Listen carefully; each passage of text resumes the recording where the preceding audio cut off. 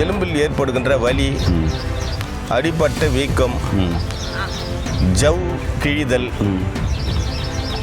உள்ள அந்த மஜ்ஜை வந்து தேய்மானம், அதான் லிக்விடேஷன் சொல்லுவாங்கள்ல, அந்த தேய்மானம், இது போன்ற இதை தொடர்ந்து பாலில் சாப்பிட்டு வர அவங்களுக்கு நீங்கள் சொன்ன மாதிரி கழுத்து வலி, கழுத்து தேய்மானம், L4 L5 எங்கே வலி இருந்தாலும் சிறப்பாக வேலை செய்யும். இதை வந்து இரவு சாயந்தரம் வேலையில் எடுத்து சாப்பிட்லாம். இப்போ நான் எடுத்துருக்கிறேன், சுத்தமாக இருக்குது, அதனால் சாப்பிட்றேன். பாருங்கள், இப்படி தான் சாப்பிட்ணும்.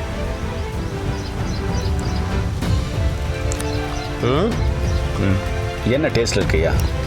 மெல்லிய கசப்பு, சிறு கசப்புன்னுவாங்கள, மெல்லிய கசப்பு, வளவளப்பு தன்மை, அதான் அந்த பசையை உண்டாக்கக்கூடியது இல்லவா, வளவளப்பு தன்மை.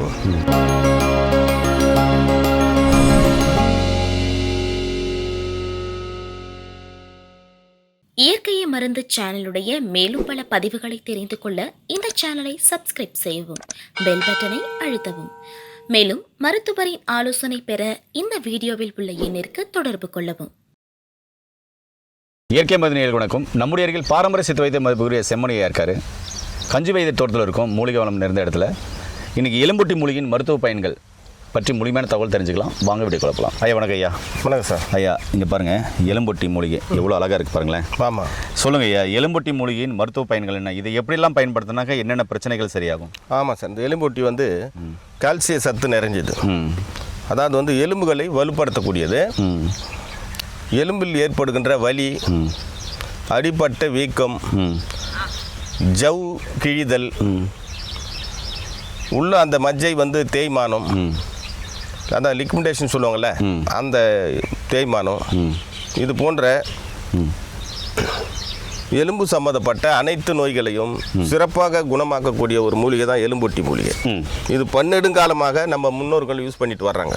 காலகாலமாக தமிழ்நாடுல இந்தியா முழுக்க இதை யூஸ் பண்ணுறாங்க. இது எல்லாருக்குமே தெரிஞ்ச மூலிகை தான். எல்லாரும் சாப்பிடக்கூடிய மூலிகை, சைட் எஃபெக்ட் ஒன்றும் கிடையாது, எல்லாமே சாப்பிட்லாம்.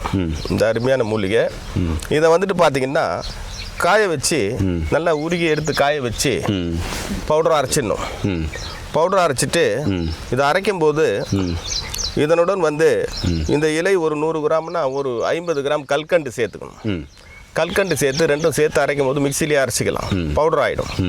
அந்த பவுடரை எடுத்து வச்சுக்கிட்டு எலும்பு முறிவு ஏற்பட்டவங்க, எலும்பு வலி உள்ளவங்க, சதை பிடிப்பு உள்ளவங்க, அடிப்பட்ட வீக்கங்கள், ஜவ்வு கிழிஞ்சு போச்சுன்றவங்க, இவங்கெல்லாம் இதை வந்துட்டு 1 ஸ்பூன் அளவு 1 டம்ளர் காய்ச்சிய பசும்பாலில் சேர்த்து கலக்கி குடித்து வர தொடர்ந்து 1 மாதம் கூட சாப்பிட்லாம். அவங்களுக்கு எந்த அளவுக்கு அந்த வலி வீக்கம் இருக்குதோ அந்த அளவுக்கு தொடர்ந்து சாப்பிட்டு கொண்டு வரும்பொழுது உடலில் ஏற்படுகின்ற அனைத்து வகையான எலும்பு சார்ந்த பிரச்சனையும் தீர்க்கக்கூடியது. ஐயா, நிறைய பேருக்கு எலும்பு தேய்மானம், முட்டு தேய்மானம், மூட்டு தேய்மானம், முட்டி தேய்மானம், ஜவ்வு தேய்மானம், ஜவ்வு கிழிஞ்சிருக்கு, மூட்டு தேஞ்சிருக்கு, அதுமாரி புடகல் தொலி, L4 L1 அதாவது L1 L2 L3 L4 L5 disc complete ஆகிருக்கு, புடகத்தெல்லாம் வலிக்குது, இடுப்பெல்லாம் வலிக்குது, குதிங்காலெல்லாம் வலிக்குது, அப்புறமா இந்த எலும்புக்கு வலிக்குது, நரம்பு வலிக்குது, விரலுக்கு வலிக்குது, முட்டிக்கு வலிக்குதுன்னு சொல்லுவாங்க. இதுக்கு இது எந்த அளவு வேலை செய்யும்?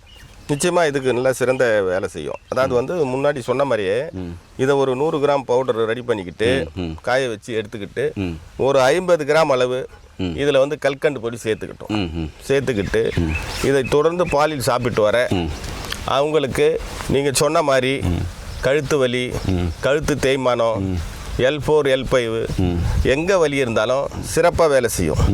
இதை வந்து இரவு சாயந்தரம் வேலையில் காய்ச்சிய பசும்பாலில் 1 ஸ்பூன் போட்டு கலக்கி சாப்பிட்டுட்டு காலையில் நேரத்தில் வந்து அமுக்கரா சூர்ணம், நாட்டு மருந்து கடையில் இந்த அமுக்கரா சூர்ணம் விற்கிது, அந்த அமுக்கரா சூர்ணத்தை அதே போல் 1 ஸ்பூன் அளவு பசும்பாலில் காலையில் சாப்பிட்டு வந்தாங்க.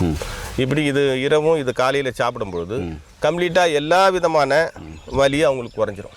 உடம்புல ஏற்படுகிற வலி வந்து எல்லா வலியும் குறைஞ்சிரும். அப்படி ஒரு சிறந்த மூலிகை. ஜவ்வு கிழிஞ்சி இருக்கிறவங்க 2-3 மாத காலம் சாப்பிட்லாம், ஒன்றும் தப்பு கிடையாது. 2-3 மாத காலங்கள் ஒரு வேளைக்கு சாப்பிட்டா போதும், அந்த ஜவ்வு கொஞ்சம் கொஞ்சமாக கூடி வந்துடும். ரொம்ப ஜவ்வு ரொம்ப விட்டு போய்க்குதுன்னா அந்த இடத்துல மேல் பூச்சா வந்து அத்தி மரத்தினுடைய பால் அத்தி மரத்தில் உட்காந்துக்கிட்டு லேசாக கீறிட்டு அந்த பால் எடுத்தது மேலே போட்டுக்கிட்டே வந்தாங்கன்னா அந்த ஜவ்வு கொஞ்சம் கொஞ்சமாக செட் ஆகிடும். இதை உள்ளுக்கு சாப்பிட்டுட்டு அதை மேலுக்கு போட்டு வரணும். அப்பேற்பட்ட ஒரு சிறந்த மூலிகை இது. அடுத்து இது சாப்பிட்லாங்களா ஐயா? தாராளமாக சாப்பிட்லாம். சாப்பிடக்கூடிய மூலிகை தான். பச்சையாக கிடைச்சா பச்சையாக சாப்பிட்லாம். இப்போ காஞ்சிது இருக்குது, காஞ்சியாக கிடைச்சா பவுடர் பண்ணிக்கலாம். பாருங்கள் பச்சை இலை இன்னும் கூட கொஞ்சம் எடுத்துக்கிறேன். சாப்பிடும்போது ஒரு இலையை எந்த மூலிகை நீங்கள் பயன்படுத்தினாலும் அதை எடுத்து சுத்தமாக அப்படி பார்க்கணும். பார்த்துட்டு பூச்சி கிச்சி இருக்குதா எடுத்துடணும், முட்டை இருக்குதா எடுத்துடணும், வேறு ஏதாவது இலை டேமேஜ் இருந்தால் எடுத்துடணும். தண்ணியில் ஒரு அலப்பு அலசிட்டு எடுத்து சாப்பிட்லாம். இப்போ நான் எடுத்துருக்கிறேன், சுத்தமாக இருக்குது, அதனால் சாப்பிட்றேன். பாருங்கள், இப்படி தான் சாப்பிட்ணும்.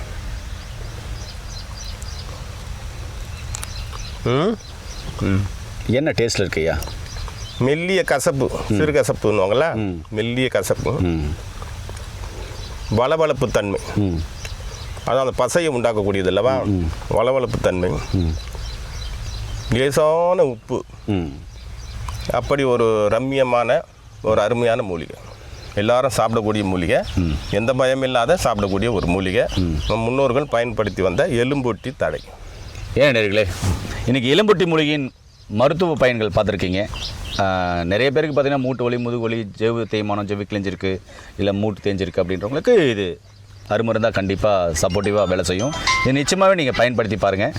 இது போல் தகவலை தெரிஞ்சுக்கொள்ள நம்முடைய சேனலை சப்ஸ்கிரைப் சப்ஸ்கிரைப் பண்ணுங்கள், ஃபாலோ பண்ணுங்கள். இந்த வீடியோ எல்லாருக்கும் ஷேர் பண்ணி விடுங்க. மீண்டும் நிறைய மாதிரி பதிவு சந்திக்கலாம். நன்றி, வணக்கம். வணக்கம் ஐயா.